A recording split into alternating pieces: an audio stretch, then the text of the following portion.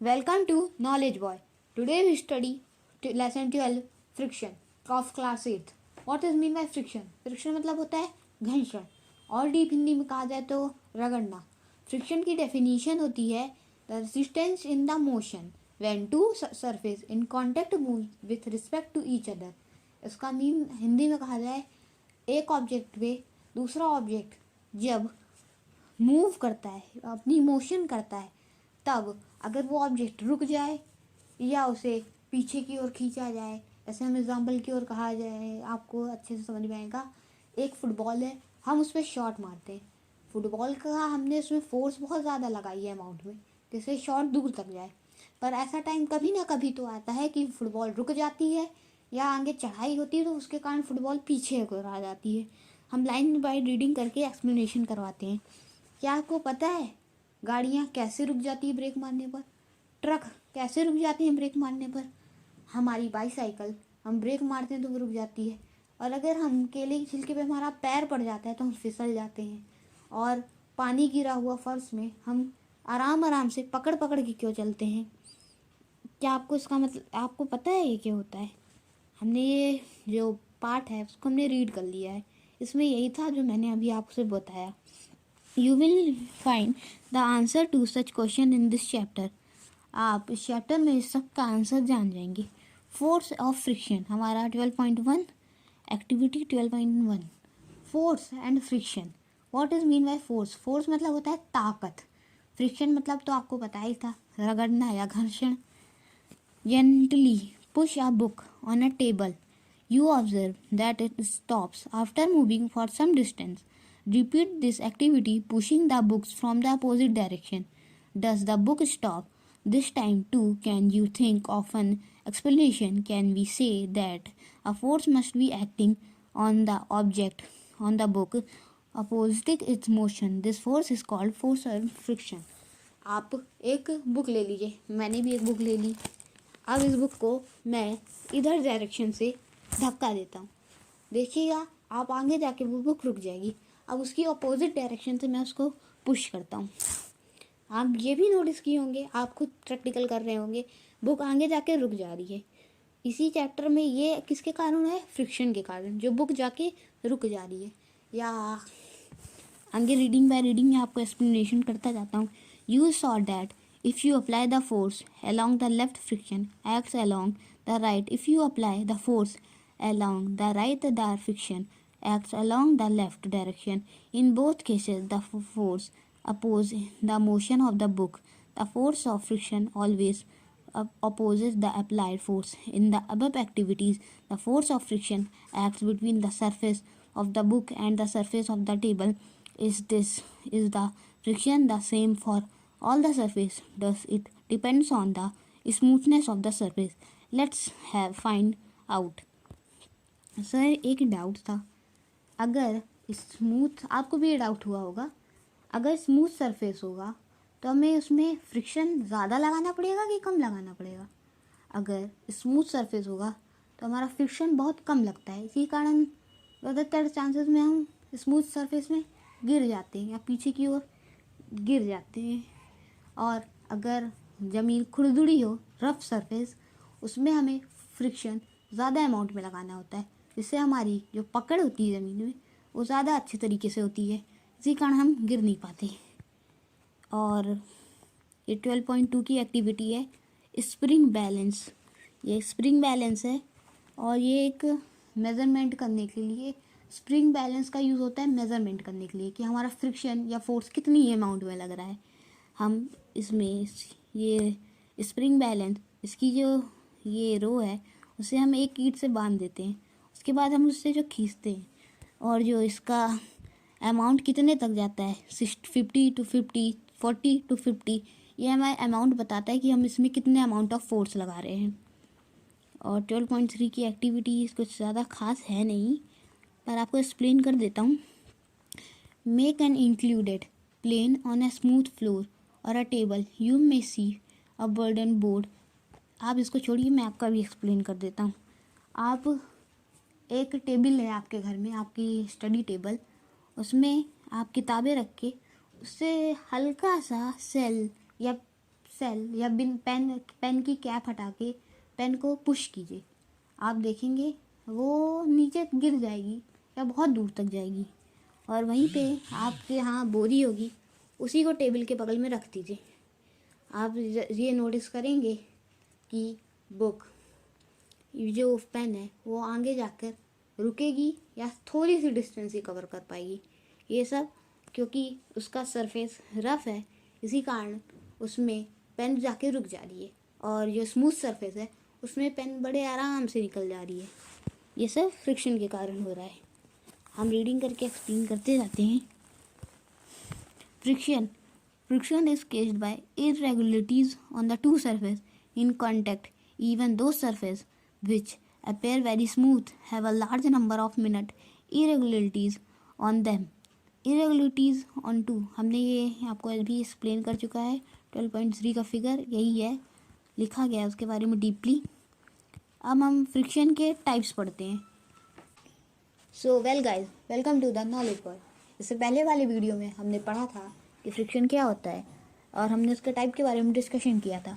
अब कुछ स्टूडेंट्स की रिक्वेस्ट आई थी कि उसे रीड बाय रीड समझाना ज़्यादा बेहतर होगा, तो हम रीड बाय रीड समझाने शुरू करते हैं। We see that the friction is caused by the interlocking of irregularities in the two surface. आपने ये देखा होगा कि कोई फर्श है, हम उसमें बॉक्स पुश करते हैं और वो बहुत इजीली पुश हो जाता है, पर अगर हम रफ सरफेस में बॉक्स पुश करते हैं तब हमें बहुत मुश्किलात होती है और हमें उठा के ले जाना पड़ता है, क्योंकि उससे बार बार बॉक्स रुक जाता है छोटे छोटे पत्थर के कारण और रफ की सरफेस की इरेगुलरिटीज़ के कारण। आपने जब सरफेस क्लीन टाइल्स वाला सरफेस है उसमें बॉक्स हम पुश करते हैं तो बड़े आराम से पुश हो जाता है। ऐसा इसलिए होता है क्योंकि जो बॉक्स और सरफेस है वो दोनों इंटरलॉकिंग की पोजीशन में हो जाते हैं, और जब इंटरलॉक्ड हो जाते हैं तो वो बहुत आराम से पुश हो जाते हैं। इन to of which that the force of friction will increase if the two surfaces are pressed harder. You can experience it by dragging a mat when nobody is sitting on it and when a person is sitting on it. It is obvious that the force of friction increase, जब force of friction increase हो जाता है if the two surface और दो surface are pressed harder, और दोनों surface harder pressed होते हैं, दबाए जाते हैं। You can it by dragging a mat when nobody is sitting. आप देखेंगे कि जब हम किसी सरफेस को पुश करते हैं या एक ऑब्जेक्ट को हम पुश करते हैं तो सरफेस में बहुत दूर तक इजीली चला जाता है जब कोई नहीं बैठा होता उस मैट में। रीड बाय रीड हम आपको समझा रहे हैं। Recall you experience when last time you moved a heavy box from one place to another. आप याद कीजिए कि आप लास्ट टाइम कब हैवी बॉक्स को इधर से उठा के उधर कर रहे थे। If you have no such experience, आपको कोई एक्सपीरियंस नहीं है तो गेट दैट एक्सपीरियंस नाउ। आप अगर ऐसा आपके साथ कभी नहीं हुआ बॉक्स उठाने वाला, हैवी बॉक्स उठाने का, तभी आप ट्राई करिए। Get that experience now what is easier to move the box. आपने देखेंगे कि बॉक्स बहुत ईजी मैट में मूव हो जा रहा है। It when it's already in motion, क्योंकि वह ऑलरेडी मोशन में है। आप देखेंगे बॉक्स कहीं रखा है, आप उसे पुश करेंगे तो वो ऑलरेडी मोशन में है तो बहुत इजीली पुश हो जाएगा। The force required to overcome friction and the instant object it starts moving from rest. आप किसी ऑब्जेक्ट में फोर्स लगाते हैं तो वो मोशन नहीं कर रहा होता है, पर वो आप जैसे ही फोर्स लगाते हैं वो मोशन करना स्टार्ट कर देता है। It's measure of static force friction. और इसी जब ऑब्जेक्ट रेस्ट पोजीशन में होता है और उसमें हम फोर्स लगा के उसे मूव करते हैं, उसी को स्टैटिक फ्रिक्शन कहते हैं। ये हमने पिछले वाले वीडियो में समझाया था, तो लास्ट टाइम हम फिर से एक्सप्लेन कर देंगे। अभी रीडिंग बाय रीडिंग में हम आपको एक्सप्लेन कर रहे हैं। On the other hand the friction required to keep the object moving with the same speed is a measure of sliding friction. आप वही सेम स्पीड से स्लाइडिंग फ्रिक्शन में मूव करते हैं। When the boss starts sliding, the contact of points its surface. अब जब देखेंगे कि बॉक्स बहुत इजीली मूव जा रहा है, contact two points its surface, और पॉइंट्स मतलब बॉक्स सरफेस में बहुत इजीली मूव हो रहा है। Do not get enough time to lock into the contact point on the floor, so the sliding friction is slightly smaller than the static friction. आप उसे sliding friction ये कह सकते हैं कि हम उसे पुश कर देते हैं और आप एक पॉइंट बनाइए सरफेस में, आप देखेंगे वो पॉइंट को पार कर जाएगा। इसी को स्लाइडिंग फ्रिक्शन कहते हैं। और sliding friction is slightly smaller than sliding friction smaller than होता है। नेक्स्ट आप friction and you find it's somewhat easier to move the box. आप स्लाइडिंग फ्रिक्शन में ईजिली बॉक्स को मूव कर सकते हैं in motion than to get it started. अगर बॉक्स ऑलरेडी मोशन में मतलब वो प्लेस में सरफेस में रखा है तो वो मोशन में ही ना होगा। और आप स्टैटिक फ्रिक्शन ये कह सकते हैं वो बॉक्स मोशन में नहीं है, लाइक किसी चीज़ के ऊपर रखा है तो जो मोशन में बॉक्स है उसे मूव करना बहुत ईजी है। Friction are necessary evil recall now some of your experience. याद कीजिए आप कोई अपना experience. Is it easier to hold a कुल्हाड़ी और ग्लास टुम्बलर। आप किसी याद कीजिए वो टाइम जब आप कील दीवार में मार रहे हैं। Suppose the outer surface of the tumbler is greasy. आप देखेंगे कि उस आउटर सरफेस में होल होने लगेगा और has a thin layer of cooking और ऑयल ऑन इट। अगर आप उसमें ऑयल लगा देंगे cooking oil, would it become easier or more difficult. क्या वो ईजी हो जाएगा उसको कील को दीवार के अंदर डालना? आप देखिए to hold it just think would it be possible to hold the glass at all if there is no friction. आप या ईजी है कि आप ग्लास को रोक अपने हाथ में होल्ड करके रख सकते हैं उसमें अगर कोई फ्रिक्शन नहीं है। Recall also how difficult it is to move on a wet muddy track और वेट मार्बल फ्लोर। याद करिए क्या वो डिफ़िकल्ट था कि आप वेट मैटी ट्रैक और वेट मार्बल फ्लोर को can you imagine being available to walk at all if there were no friction. ऐसा इम्पॉसिबल है कि कोई फ्रिक्शन के बिना वो आपस में रह नहीं पाते, मतलब फ्रिक्शन नहीं होगा तो फ्लोर पे मार्बल नहीं रह पाएंगे। अब आपका डाउट होगा कि वो तो चिपके हुए होते हैं, पर चिपके रहना भी तो एक फ्रिक्शन है। Recall also how difficult it move on can you imagine being available to walk at all if there were no friction. क्या आप इमेजिन कर सकते हैं कि बिना फ्रिक्शन के आप चल पाएंगे? You could not write with pen और pencil if there were no friction. When you teacher is writing with chalk on the blackboard, its rough surface rubs off same chalk participle which stick to। आपने pen pencil से copy किताब में तो लिखा ही होगा, वो friction के कारण आप लिख पा रहे हैं क्योंकि पेन की जो निक होती है और वो जो कागज़ होता है वो रफ सरफेस होता है, पर वो दोनों इंटरलॉकिंग हो जाते हैं तो बड़े आराम से लिखा जा सकता है। आपने अपने टीचर्स को भी देखा होगा कि वो ब्लैक बोर्ड में बहुत आसानी से स्मूथली लिख पा रहे हैं, वो सब फ्रिक्शन के कारण ही हो पा रहा है। The blackboard could it happen if there were no friction between the chalk and board. In the blackboard could it happen if there were no friction between the chalk and. ऐसा हो ही नहीं सकता कि कोई friction के बिना दोनों लिखनी आपस में। आप ब्लैक बोर्ड में चॉक नहीं लिख पाते, चॉक ब्लैक बोर्ड में लिखे वो फ्रिक्शन के कारण ही हो रहा है। If one object start moving it would never stop if there were no friction. अगर कोई ऑब्जेक्ट मूविंग स्टार्ट कर देता है, मतलब फुटबॉल आपने मारा वो जाने लगी, पर वो फ्रिक्शन के कारण ही आगे जाके रुकती है। ऐसा क्यों नहीं कि आप तुरंत मारे और वो कभी रुकती नहीं, जाती है। आपने चढ़ाई आती है तो चढ़ाई में क्यों नहीं रुक जाती, वो पीछे क्यों आ जाती है, क्योंकि ये फ्रिक्शन के कारण ये सब होता है। If started if the when no friction had there been no friction between the tires of the automobiles and the road। Friction के कारण ही टायर रोडों में अपने आप ब्रेक मारने पर रुक जाते हैं, ये फ्रिक्शन के कारण ही हो रहा है। ऐसा क्यों नहीं होता, फ्रिक्शन अगर नहीं होगा तो हम मारेंगे ब्रेक और टायर आगे की ओर जाते जाएगा कि ब्रेक का कोई असर ही नहीं हो रहा। फ्रिक्शन के कारण, फ्रिक्शन वो होता है जो वहाँ पे ऑब्जेक्ट को रोक ले और उसे पीछे की ओर धक्का दे दे। जैसे हम एग्जाम्पल फ्रिक्शन को ये मान सकते हैं, कोई कामयाब इंसान को जो पीछे की ओर खींचता है वो फ्रिक्शन होते हैं। They could not be started or stopped or turned to change the direction of the motion. You cannot fix a nail on the wall or a tie cannot without friction. No building cannot be constructed. Friction के कारण ही ज़मीन पे building खड़ी हो पा रही है। ज़मीन पे फ्रिक्शन होता है, आप ये मानते हैं, और उसी के ऊपर बिल्डिंग क्यों खड़ी हो पा रही है? क्योंकि वो दोनों एक दूसरे को इंटरलॉकिंग कर रहे हैं। आप लेस बांधिए, फ्रिक्शन के कारण ही लेस बंधी हुई होती है ना, वो तुरंत खुल जाए। फ्रिक्शन नहीं होगा तो वो तुरंत खुल जाएगी।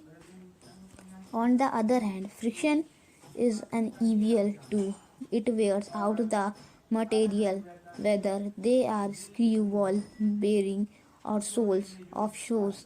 You must have seen worn out steps of foot over bridges at a railway station. Friction can also produce heat. Rub your palms together from a few minutes. How do you feel when you strike a magic stick against the rough surface? It catches fire. You may have observed that the jar of mixture becomes hot when it is run, produces heat. In fact, when a machine is operated, heat generated case which wastage of energy. We shall discuss the ways of minimizing friction in the following session. आपने ये notice किया होगा कि हम match sticks में माचिस की किली घिस रहे हैं, ये फ्रिक्शन है, पर वो आगे क्यों लग जा रही है उसमें? क्योंकि फ्रिक्शन कई टाइप्स के होते हैं। एक होता है हीट फ्रिक्शन, ये टाइप नहीं है, पर फ्रिक्शन अगर बहुत स्पीड से लगता है तो वो हीट का फायर ले ही लेता है। ये एग्जांपल में ये दीदी मैच स्टिक चला रही है, तभी उसमें थोड़ी देर बाद आग ही नहीं लग रही है, कोई नहीं। आप ऐसा मान सकते हैं कि फ्रिक्शन में आग भी जल सकती है। जैसे हम दो पत्थर को आपस में घिस रहे हैं, ये भी तो एक फ्रिक्शन है और इसमें आग भी लग जा रही है। एंड आप आगे देखिए, इंक्रीज एंड रिड्यूसिंग फ्रिक्शन। क्या फ्रिक्शन इंक्रीज हो सकता है और रिड्यूस हो सकता है? आप ये नोटिस किए होंगे कि काफ़ी टाइम बाद व्हीकल में टायर घिस जाते हैं, चिकने हो जाते हैं, तो आप उसमें ब्रेक मारते जाइए, वो रुकेगा नहीं और इस कारण स्लिप भी हो जाते हैं। अगर टायर एकदम सही हो, नया हो, तो आप देखेंगे वो ब्रेक भी बड़ी आसानी से लग जाएगा और वो स्लिप भी नहीं होते हैं। ये टॉपिक काफ़ी छोटा था। आपको फ्रिक्शन के बारे में मैं टाइप्स बता देता हूँ।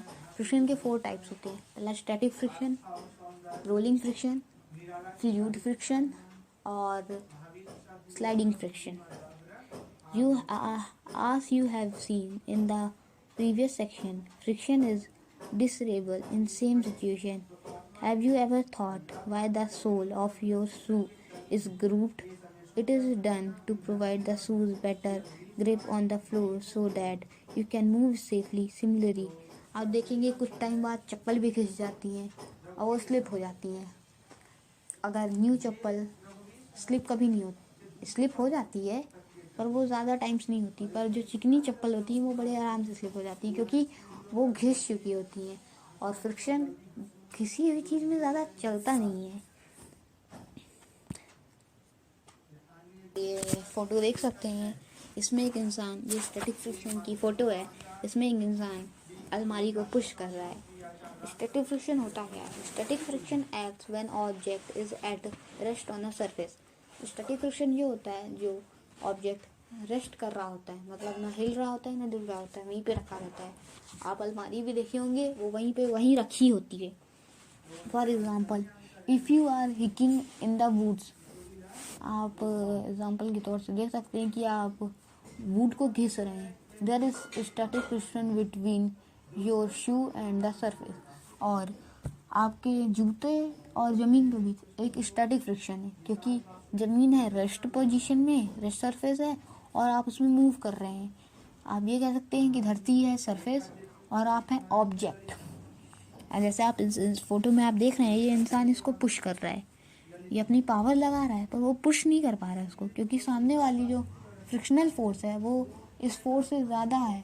इसी कारण वो ना हिल रही है ना डुल रही है। और अगर यहाँ का फोर्स ज़्यादा होगा तो वो बड़े आराम से मूव हो जाएगी, क्योंकि सामने वाला जो फ्रिक्शन फोर्स है वो कम पड़ जाएगा।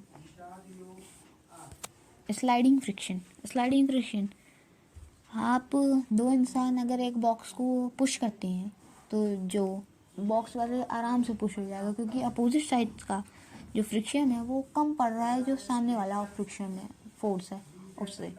आप sliding friction acts on object when they are sliding over a surface. ये स्लाइडिंग फ्रिक्शन की डेफिनेशन है कि sliding friction acts on subject when they are sliding over a surface. Sliding friction is weaker than the static friction.